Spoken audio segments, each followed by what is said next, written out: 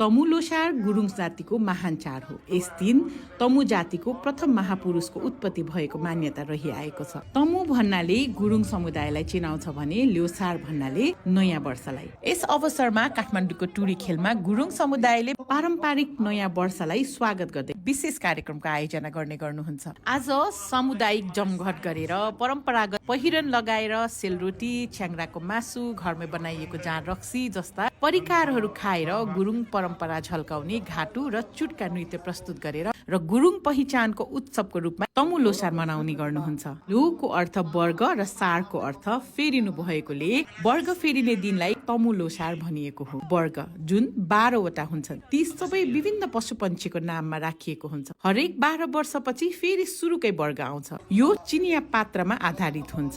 गुरुङ समुदायले आफ्नो हरेक शुभ र अशुभ कार्य यही वर्ग हेरेर गर्नुहुन्छ। तमु लोसार पर्व सूर्यको किरणसँग सम्बन्धित छ। पुष 15 मा सबैभन्दा लामो रात र छोटो दिन हुन्छ भन्ने विश्वास गरिन्छ भने त्यस दिन पछि भने दिन लामो र रात छोटो हुने गर्दछ। शास्त्र हराए संस्कृति हराउँछ, संस्कृति हराए परम्परा हराउँछ, परम्परा हराए मानिसको अस्तित्व नै हराउँछ भन्ने मूल मन्त्रका साथ यो वर्ष मुप्रिल्योलाई बिदाई गर्दै सप्रिल्योलाई स्वागत गर्दै नेपाल लगायत विभिन्न देशमा रहनुहुने गुरुङ समुदायले तमु लोसार निकै महत्त्वपूर्ण चाडको रूपमा मनाउँदै हुनुहुन्छ। स्थानीय र जातीय संस्कृतिहरू तथा यस किसिमको चाडपर्वहरूको संरक्षण र प्रवर्धन गरौँ। यहाँहरू सबैमा तमु लोसारको शुभकामना।